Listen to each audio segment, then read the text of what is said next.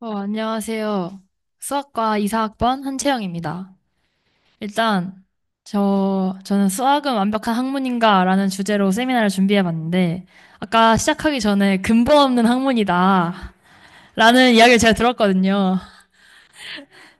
근데, 근본 없는 학문에 대한 그냥 그 근간을 다져온 그런 스토리를 오늘 좀 풀어보려고 합니다. 제 첫 세미나여서 좀 많이 떨리는데, 혹시 실수를 하더라도 이해 부탁드립니다. 일단, 시작하기 앞서서 연속체 가설이라는 게 있어요. 그게 뭐냐면, 우리가 이게 모르시는 분들도 있을 수 있지만, 자연수 집합의 크기랑 실수 집합의 크기를 비교해보면, 실수 집합의 크기가 진짜 압도적으로 크다는 사실을 알 수 있거든요. 근데 자연수 집합의 크기와 실수 집합의 크기, 그 중간의 크기를 가지는 그런 집합을 우리가 잡을 수 있냐? 그런 거에 대한 가설인데, 사실 이거는 이, 그러니까 그 가설인데, 그거에 대해서 혹시 사이 값을 가지는 집합을 잡을 수 있다고 생각하시는 분 혹시 한번 손 들어보실래요? 네, 한 세 분 계시고, 그 다음에 만약에 잡을 수 없다. 아, 네. 정확하게 맞아요. 그 두 번 다 손을 들어주신 분이 계시는데, 사실 이제 문제에 대해서는 사이 값을 가지는 집합이 있다고 해도 되고, 없다고 해도 이 체계가 뭔가 문제가 생기거나 그러지가 않다고 합니다. 그래서 그런 것과 관련된 이제 이야기를 해보려고 하는데, 이제 수학이라는 거는 공부를 하시다 보면, 결국에 이제 이런 공리들로부터 쫙 증명을 해가지고 막 이 공리랑 저 공리랑 합쳐서 이런 정리를 증명할 수도 있고 그런 정리들과 정리들을 합쳐서 또 새로운 정리를 만들기도 하고 이런 구조를 갖는다는 거를 느끼게 되실 거예요. 근데 수학자들은 그래서 이 공리라고 하는 것을 이제 설정을 해야 되는 거거든요. 공리는 우리가 이렇다 그냥 따로 증명 없이 박아두고 거기서부터 새로운 명제들을 계속 이끌어내면서 그게 참이다, 참이다, 거짓이다 이런 걸 판별하면서 가는 건데 이런 완벽한 체계를 만들어 보려고 노력을 했어요. 모순이 없어야 될 거 아니에요. 여러 가지 공리가 있었는데 이 공리로부터는 A가 맞다는 증명이 나오고 막 다른 공리로부터는 그 A가 틀리다는 증명이 나오면 안 되잖아요. 그래서 그런 모순이 없고 완벽한 체계를 만들려고 수학자들이 노력을 해왔습니다. 그래서 그 스토리가 굉장히 긴데 일단 저는 딱 칸토의 집합론 그 시점쯤부터 이제 얘기를 해보려고 해요. 먼저 옛날 사람들이 처음 수학을 시작할 때는 유클리디언 기하학을 먼저 시작을 했어요. 이거는 뭐냐면 평면에서의 기하인데 저번에 이제 했던 김민국 연사의 그 세미나를 생각해 보시면 평면상에서의 도형만 생각을 하다가 어느 날 갑자기 난 유클리디언 지오메트리에 대한 이론을 제시하기 시작한 거예요. 이렇게 하다 보니까 옛날에는 그 수학의 가장 근간이 되는 체계로 유클리디언 지오메트리를 쓰고 있었는데 거기에서 갑자기 이런 난 유클리디언 지오메트리에서도 충분히 그런 공리들이 다 성립을 하고 그런다는 것을 알게 되니까 이게 유클리디안 지오메트리가 어떤 하나의 체계로서 있다기보다는 그 체계들 중에 어떤 한 예시처럼 보이게 된 거죠. 그런 흐름에서 이제 등장을 하게 된 게 칸토어가 새롭게 집합론이라는 걸 제시를 했는데 이거는 이제 자연수 기반에서 수학을 쌓아 올리자라고 한 그런 체계예요. 그래서 등장한 게 이 자연수에 대한 공리계인데 그게 이제 페아노 공리계라고 불리고 사실 이거는 다 읽어보시면 그렇다 그렇다 할 만한 그냥 공리들이거든요. 여기서 Sn은 뭐냐면 n의 다음수를 뜻해요. 그래서 더하기라는 기호를 이 S로 정의를 나중에 하게 되거든요. 그래서 이런 공리계가 생겨났고 근데 이제 이런 집합론 기반으로 해서 수학을 이제 전개를 해 나가다가 보니까 칸터가 이런 정리를 하나 내놓거든요. A가 이제 집합이라고 할 때, 저기 써 있는 이제 PA라고 하는 거는 멱집합이라고 해서 A에 있는 모든 그 원소들로 만들 수 있는 부분 집합들의 집합이거든요. 그 멱집합의 크기가 A 자체의 그 크기보다 무조건 크다. 그러니까 같을 수 없고 그냥 무조건 크다. 이렇게 정리를 했는데, 반대로 이제 A 집합을 모든 집합들의 집합이라고 만약에 정의를 하게 되면, 칸토의 정리에 의해서 옆에 수식을 못 넣었는데, 칸토의 정리에 의해서 그 위에 식처럼 돼야겠죠. 근데 그 A의 멱집합이 크기를 잘못 썼네. A의 역집합이 A 안에 포함이 되겠죠. 어? 아, A의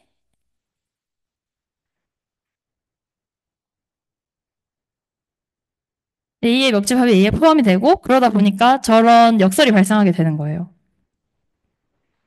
그리고 다음으로 또 이제 이런 집합과 관련해서 내세웠던 역설이 러셀이 제시한 역설인데, 러셀의 역설은 일단 집합 A를 자기 자신의 원소에 포함되는 원소들의 포함되지 않는 원소들의 집합이라고 잡은 거예요. 이렇게 되면 이 집합 A가 자신을 원소로 가질 때의 경우를 살펴보면, 그때의 경우를 살펴보면 그 경우에는 이제 A가 A 안에 속하니까 이 위에 A의 정의에 따라서 A가 A 안에 들어가면 안 되겠죠. 근데 그러면 이거 모순에 발생하고, 반대로 A가 A를 원소로 가지지 않는다고 한다면 그러면 또 이 정의에 부합을 하기 때문에 이 안에 들어가야겠죠. 그래서 A가 다시 A 안에 들어가게 됩니다. 이런 역설에 갇히게 되는 거예요. 이렇게 역설이 발생하게 되는데, 어, 그래서 이 러셀 역설을 피하는 방법에 대해서 이제 얘기를 하려고 하는데, 이 러셀의 역설이 발생하는 이유는 우리가 수학이라는 것과 상위 수학이라는 걸 구분을 안 해서 생기게 되는 역설이었어요. 그게 아까 전에 보면 자기 자신에 대한 진술로 자기 자신을 정의를 하다 보니까 그런 역설에 갇히게 된 건데, 그래서 수학과 상위 수학을 구분을 해줘야 됩니다. 수학은 우리가 지금 그냥 일반적으로 알고 있는 그런 무의미한 기호들이 명확하게 진술된 일련의 규칙을 따르는 나열이라고 이제 정의를 하고, 어, 이 반대로 써졌는데, 예를 들어서, 예를 들어서, 2 더하기 3은 5. 이런 게 이제 수학에 해당되는 이야기고요. 상위 수학은 이 수학적인 이 진술을 가지고 또 진술을 하는 걸 말하는 거예요. 그래서 2 더하기 3은 5가 참이다. 그리고 2 더하기 3은 5는 산술학적 형식문이다. 라고 하는 이 수학에 대한 또 그거에 대해서 언급하는 언어들을 상위 수학이라고 합니다. 그래서 이제 다음으로는 이제 힐베르트가 그니까 이제 러셀의 역설을 피하려고, 러셀의 역설과 같은 역설이 자꾸 생겨나다 보니까 이걸 어떻게 하냐. 그래서 이제 집합론적인 관점에서 체계를 확립해 나가는 데 있어서도 지금 계속 역설이 발생했잖아요. 그러다 보니까 이 수학자들이 계속 그 완벽한 체계를 만들려고 몰두를 했으니까, 그러면 도대체 이게 존재할 수 있는 거냐. 그리고 지금 우리가 쓰고 있는 이 체계가 모순이 없이 완벽하게 이루어질 수 있냐. 그런 것들에 대한 논의가 이루어지기 시작했는데, 힐베르트는 그를 무조건 완벽하다고 주장을 했어요. 근데 그 와중에도 수학의 그 체계 내에서 참인 명제지만 증명을 할 수 없는 그런 명제들이 존재를 하냐, 그런 거에 대한 질문을 던졌거든요. 아시는 분들은 아시겠지만 힐베르트가 23가지의 문제를 이거 꼭 풀어야 된다. 100년 안에 꼭 풀어야 되는 가장 중요한 수학 문제들을 제시했는데, 그중에 두 번째 문제로 그런 문제를 제시하게 됩니다. 그리고 이제 괴델이 그거에 대해서 답변을 하게 돼요. 되게 신기한 방식으로 답을 하게 됐는데, 그래서 이제 지금부터는 괴델의 불완전성 정리에 대해서 알아보려고 합니다. 사실 이게 제1정리, 제2정리가 있는데 제가 제1정리를 준비를 했고요. 그래서 먼저 괴델이 어떻게 생각을 했는지부터 알려드릴게요. 이게 괴델 수라는 걸 부여를 했습니다. 이걸 하는 이유는 우리가 아까 말했던 것처럼 러셀의 역설을 발생하지 않게 하기 위해서 수학적인 진술에 대한 진술이었잖아요. 우리가 지금 증명하려고 하는 게 어떤 명제가 증명이 가능한데, 아니, 참인데 그게 증명이 불가능하다라고 하는 거는 상위 수학적인 개념에서의 진술이기 때문에 그걸 하려면 그걸 다시 우리가 알고 있는 산술학적인 그런 체계로 다시 끌어내려와야 되는 거예요. 그래서 숫자라는 걸 부여를 한 겁니다. 보면 기호마다 이제 숫자를 부여를 하게 되는데 여기 보이는 이 상황 기호라는 거는 딱 보면 뭔가 느낌이 오시겠지만 딱 정해져 있는 거예요. 이 뭐 물결은 아니다. 뭐 이거는 또는 이런 식으로 이제 정해져 있는데 사실은 이게 의미가 원래는 없어요. 그러니까 의미 없는 그냥 기호인데 그게 이 기호들이 행동하는 양상들을 보니까 우리가 알고 있는 이 일상적 의미들과 굉장히 똑같이 행동을 한다라고 해서 그렇게 일상적 의미를 부여를 한 거고, 괴델이 이게 다 모순 없이 성립한다는 것까지는 증명을 했습니다. 근데 이게 괴델의 정리가 굉장히 길고 방대한데 짧게 설명을 하려다 보니까 이런 부분들은 좀 넘어가도록 하겠습니다. 그리고 옆에 보시면 숫자 변항이라는 게 있어요. 이 변항은 감이 오시겠지만 변수 같은 거예요. 그래서 이 X, Y, Z 이런 데는 여기 써있는 예시들처럼 0 혹은 이 SS0이라는 거는 2를 뜻합니다. 0의 다음 수니까. 그래서 이런 것들이 대입될 수 있는 그냥 문자라고 생각해 주시면 됩니다. 이렇게 이렇게 이제 괴될 수를 각 기호에다 부여를 했잖아요. 이거를 그 다음에 이제 어떻게 하냐? 여기 보시면 형식문이라고 하는 거는, 이렇게 기호들의 나열입니다. 그래서 그 기호들의 나열을, 그럼 이제 개들수를 우리가 이 오른쪽 표처럼 부여를 했으니까 그거에 맞게 이렇게 쓸 수 있잖아요. 그래서,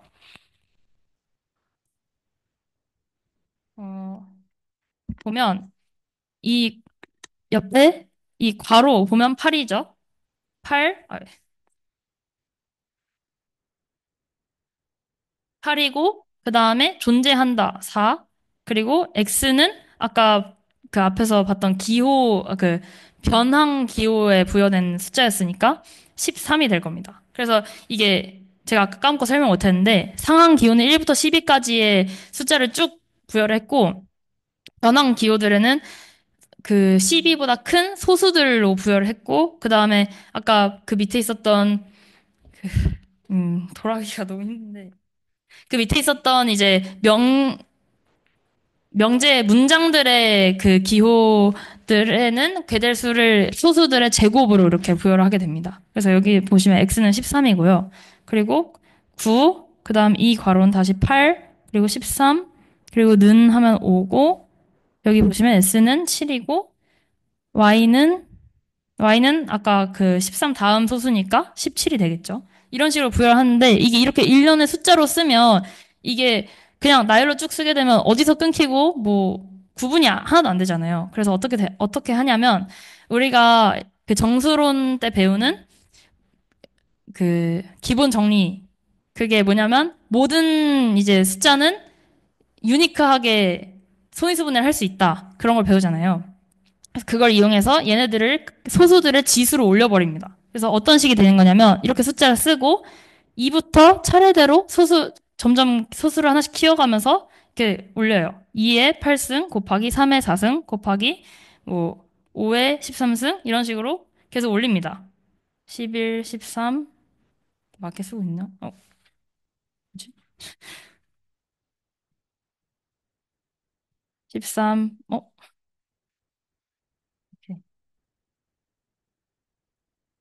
이런 식으로 이렇게 쭉쭉쭉 부여를 합니다. 그렇게 되면 여기서 계산돼서 나오는 숫자가 있겠죠. 이거를 또 다시 이 형식문의 괴델수라고 하는 거예요.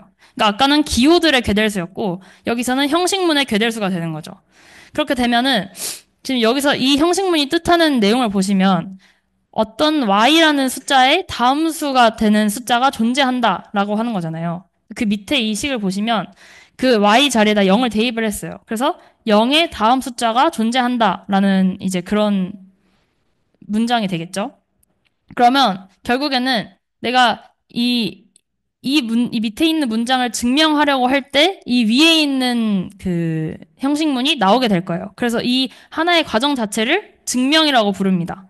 그렇게 되면 이 증명에 대한 괴del수를 또 부여를 합니다. 어떻게 되냐? 여기에서 나오는 이 숫자를 m이라 하고 이 밑에 있는 문장, 이 형식문에서 나오는 괴델 숫자를 n이라고 하면 다시 또 이 방법을 그대로 이용해서 2부터 소수로 차례대로 올려주는 거죠.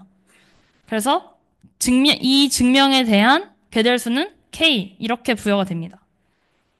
네. 그리고 나서 이제 그 다음으로 괴델이 보여주는 게 이 대응 보조 정리라고 하는 건데요. 이게 사실 중요한데 이해하기가 좀 힘들어요. 이게 어떤 거냐면 이걸 따로 저희는 증명을 다루진 않을 건데 모든 각각의 원초 제기적 진리는 PM의 기호 나열로 바뀌면 정리가 된다라고 돼 있는데 일단 여기서 먼저 PM이라는 거는 아까 괴델수를 부여를 했잖아요.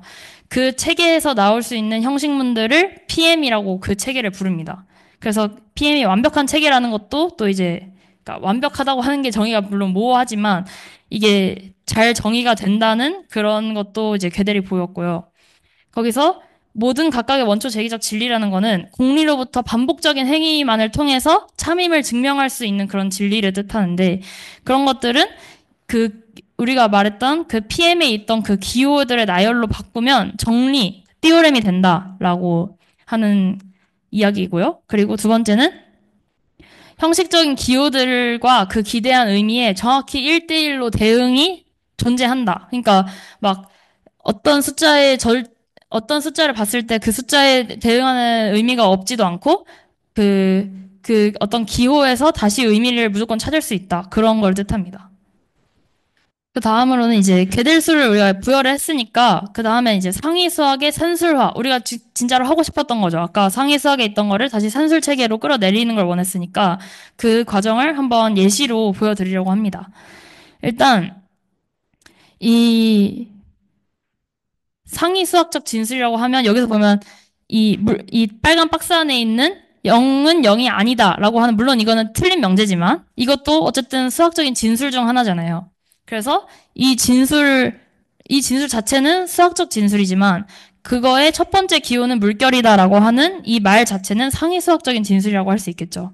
그러면 여기서 이 상위 수학적인 진술을 어떻게 산술학적 진술로 바꿔서 우리가 다시 PM의 체계로 끌어내릴 건지 그거를 이제 봐야 되는 겁니다.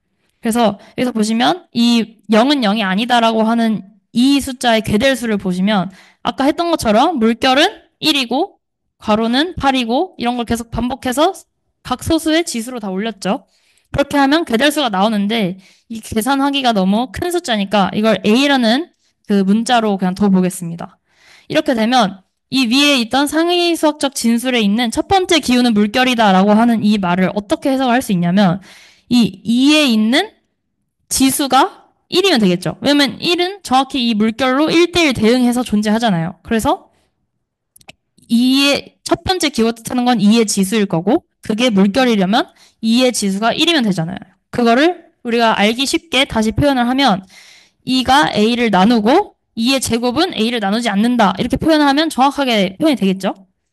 그래서 어 그렇게 산술학적 진술을 바꿨고 이건 지금 문장으로 그냥 글말로 써 있잖아요. 이걸 다시 PM의 책에 그 기호를 써서 바꿔보면 SS0이라고 하는 거는 2를 뜻하죠. 그래서 어떤 수 x랑 2를 곱했을 때 a가 나오게 하는 이 x가 존재한다. 그리고 어 2의 제곱과 어떤 수를 곱했을 때 a가 나오는 그 어떤 수는 존재하지 않는다. 이렇게 쓴 건데 보시면 사실 이런 의미 드실 거예요. 그리고는 기후가 여기 정의되지가 않았는데 어떻게 쓰냐? 그거는 잘 생각해 보시면 우리가 그 고등학교 1학년 때 배웠던 명제에서 그리고는 어 부정과 부정 또는 부정 전체에 부정을 하면 그게 다시 원래 그냥 명제 그리고 명제가 되잖아요. 그걸 이용을 해서 표현을 할 수 있지만 여기선 간략하게 표현을 하기 위해서 그냥 제가 이렇게 기호를 축약해서 썼습니다. 그래서 이거를 보시면 A도 근데 사실 존재하지 않잖아요. 이 기호상에. 근데 그거를 어떻게 풀었으냐면 A도 어쨌든 어떤 한 정수일 거니까 어떤 그 S가 막 개수가 엄청 많고 그 다음에 0 이렇게 하면 0의 다음 수 이런 식으로 정의가 되겠죠. 그렇게 해서 형식문으로 내렸을 수 있다는 이런 과정을 잘 기억해 주세요. 그러면 이제 여기서 새로운 개념을 하나 정의를 할 건데 옆에서 보시면 우리가 아까 그 형식문에서 보면 이게 그러니까 X라고 하는 이 괴델수를 가지고 있는 이 형식문이 Z라고 하는 괴델수를 가진 형식문의 증명이 되잖아요. 그래서 그 관계를 보시면 이런 식으로 표현이 되는데 지금 여기서 m을 x라고 뒀고 n을 z라고 뒀어요. 문자를 바꾸려고 하는 건데 m을 x라 두고 그다음에 n을 z라 하면 이 전체 증명의 괴델수와 그리고 이 z라는 거를 보이기 위한 이 형식문의 괴델수와 그리고 그 결론에 해당하는 형식문의 괴델수가 뭔가 우리가 딱 한마디로 설명하긴 어렵지만 그 명확한 산술적인 관계가 존재하잖아요. 이렇게 식으로 딱 표현할 수 있으니까 그건 산술적인 관계가 무조건 명확하게 존재를 하죠. 그래서 그런 관계를 이제 나타내 보려고 하는데 우리가 상위수학적인 진술로 괴델수 X를 가진 형식문의 나열이 괴델수 Z를 가진 형식문에 대한 증명이다 라고 하는 그 진술을 우리가 어떻게 바꿀지 생각을 해볼 건데 아까 여기서 옆에서 봤던 것처럼 이런 명확하게 이 X와 Z 사이에 산술학적인 관계가 성립을 하잖아요. 그래서 그 산술학적인 관계 자체를 나타내는 문장을 스몰 d를 써서 den x, z 이런 식으로 쓸 거예요. 이 DM은 데몬스트레이션의 약자라서 X가 Z의 증명이다라는 걸 산술학적인 진술로 내린 명제라 보시면 되고 그거를 다시 또 형식문으로 바꾼 PM에서의 그 형식문을 라지 DEM을 통해서 나타내도록 하겠습니다. 그리고 이제 여기서 대대의 증명으로 넘어가야 되는데 그 넘어가기 전에 또 하나 더 정의를 해야 되는 게 있어요. 보시면 괴델수 X를 가진 형식문에 이 서브라고 하는 건 이제 대입을 할 건데요. 그 괴델수 X를 가진 형식문. 왜냐면 어떤 괴델수 하나에 어떤 형식문 하나가 무조건 1대1 대응된다 했잖아요. 그럼 거꾸로도 갈 수 있겠죠?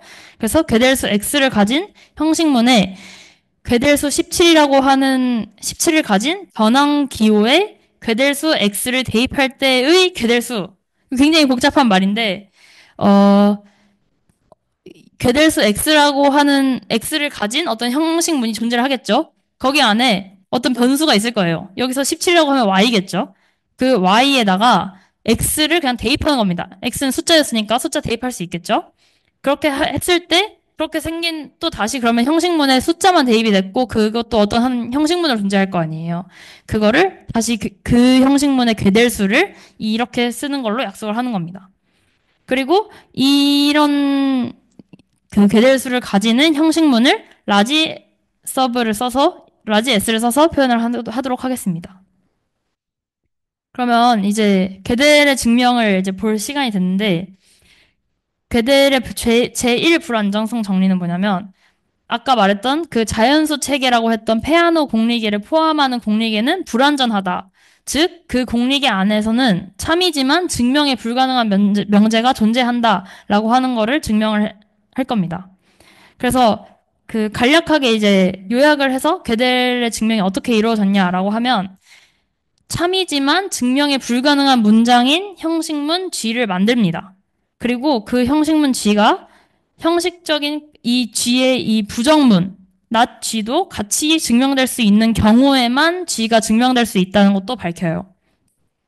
그러고 나서 그 형식문 G가 형식적으로 증명될 수는 없지만 산술학적으로는 옳게 진술된 그런 형식문이라는 것을 증명합니다.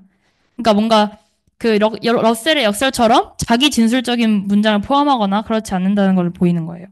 그러고 나면은 형식문 G가 3번에서 보였던 것처럼 옳은 산술학적 형식문이지만 PM 속에서 형식적으로 결정이 될 수 없는 거예요. 이 2번에서 말한 것처럼 G랑 낫G가 한 번에 같이 증명이 될 수밖에 없기 때문에 결정될 수 없다. 그래서 불완전한 체계여야 된다라는 것을 증명하게 됩니다. 그러면 이제 1번부터 봐볼게요. 사실 1번, 2번이 거의 주된 거고 3, 4번은 사실 이렇게 그냥 쑥 나오거든요. 그래서 1번, 2번을 위주로 설명을 해보도록 하겠습니다. 먼저 참이지만 증명 불가능한 문장인 형식문 G를 만들어 볼 건데 이게 우리가 뭔가 거꾸로 잘 생각해서 문제를 풀듯이 풀기는 진짜 어렵고요. 괴델의 그냥 증명을 따라가는 식으로만 볼 건데 먼저 이런 문장을 하나 잡습니다. 이게 무슨 뜻이냐면, Z라는 거를 증명하는 X가 존재하는 거죠. 그러니까 Z의 증명이 존재한다. 한마디로 얘기하면 그렇게 되는 겁니다.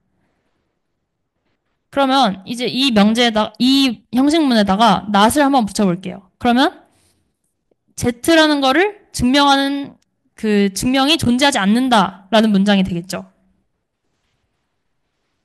그 다음에는 이 Z라는 자리에다가 이 sub y, 17, y를 대입을 할 건데, 이 과정을 왜 하냐고 하면 저도 답을 드릴 수 없고요.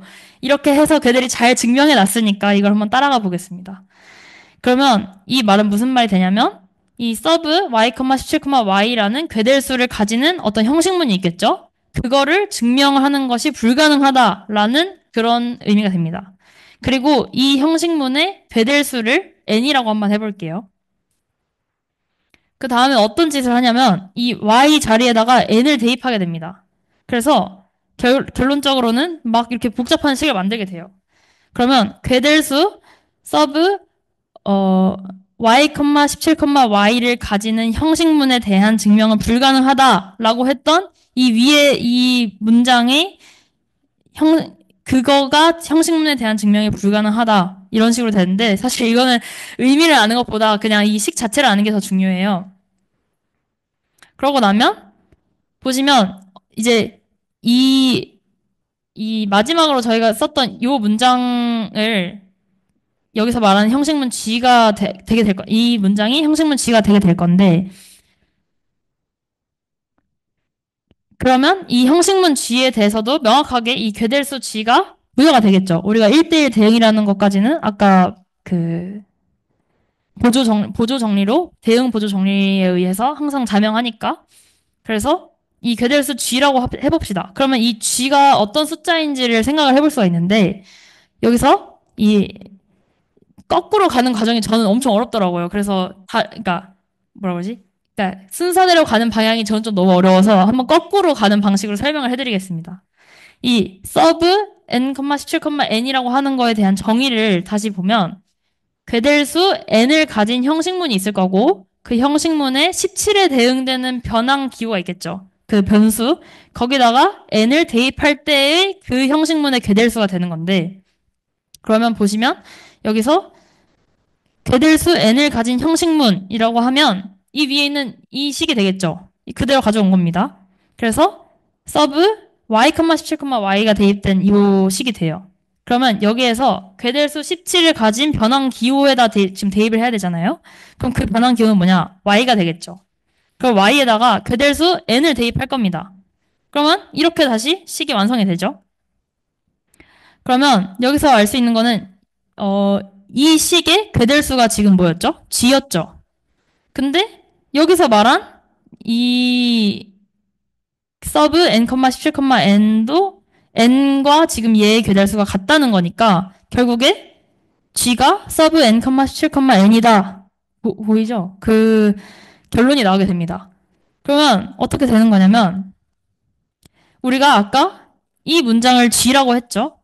그러면 여기서 쓴 게 그겁니다. 똑같이 썼어요. g가 이 문장이라고 할 때 이거는 방금 전의 결과에 의해서 그 이 문장의 괴del수와 sub n, 17, small sub n, 17, n이 같은 숫자이기 때문에 거기에 딸린 형식문도 같은 문장일 거란 말이에요. 그래서 이런 식으로 지금 나오게 되는데 여기서 not g를 한번 생각해 봅시다. 그러면 여기 있던 이 not만 떨어질 거 아니에요. 그럼 이렇게 다시 그대로 되죠. 근데 여기서 보시면 이 안에 있는 sub n, 17, n이 다시 이 위에 있는 것 때문에 g가 됩니다. 그럼 어떻게 되냐? g가 증명이 될 수 있다고 가정을 하면 이 밑에 그 식에 의해서 g가 증명이 될 수 있죠. 그러니까 not g도 증명이 돼버렸네요. 그래서 g가 증명이 되면 not g도 무조건 같이 증명이 돼야 되는 거예요. 그래서 이 문장이 우리가 아까 원했던 그 형식문 g가 되고 그 형식문 g는 본인과 본인이 아니다가 같이 증명이 돼야 증명이 성립이 되게 되는 겁니다. 그 다음으로는 이제 3번이 형식문 G가 형식적으로 증명될 수 없지만 옳은 산술학적 형식문이란 걸 증명하게 된다고 하는데 이게 이제 어떤 의미인지만 대충 설명을 드리자면 어, G가 형식적으로 증명이 될 수 없어요. 하지만 우리가 올바른 과정을 통해서 G를 얻어냈기 때문에 G가 뭔가 자기 지시적인 문장을 하고 있거나 그렇지 않습니다. 그런 거를 보이는 과정이고요. 그렇게 하게 되면 아까 말했던 것처럼 4번에서 3번에 의해 G가 옳죠. 그 산술학적 형식문에서 오류를 발생시키지 않지만 그 PM이라고 정했던 그 체계 내에서는 형식적으로 이게 G와 not G가 같이 증명이 돼버리니까 결정을 할 수 없는 거예요. G가 맞는 건지 not G가 맞는 건지 결정될 수 없기 때문에 불완전한 체계여야 한다라는 거를 증명을 하게 됩니다. 좀 많이 복잡해서 따라오기가 힘드셨을 것 같습니다. 근데 이제 여기서 이야기를 제가 이제 처음으로 들었던 의문은 그러면은 이 페아노 공리계를 왜 안 버리고 계속 지금도 쓰고 있잖아요. 사실 다 맞는 말들이거든요. 지금 보면. 그것 왜 안 버리고 계속 쓰고 있냐라는 생각을 제가 혼자 해봤는데 개인적인 의견이지만 우리가 자연수라는 거는 우리가 뭔가 개수를 세게 되면 그냥 그게 그 자체로 자연수 집합을 활용하게 돼요. 예를 들어서 내가 뭐 저기 초콜릿이 5개 있는데 그걸 센다고 하면 1, 2, 3, 4, 5를 대응시켜서 세게 되잖아요. 그래서 세는 행위조차 할 수가 없는 거예요. 만약에 그 페아노 공리계를 사용하지 않는다면.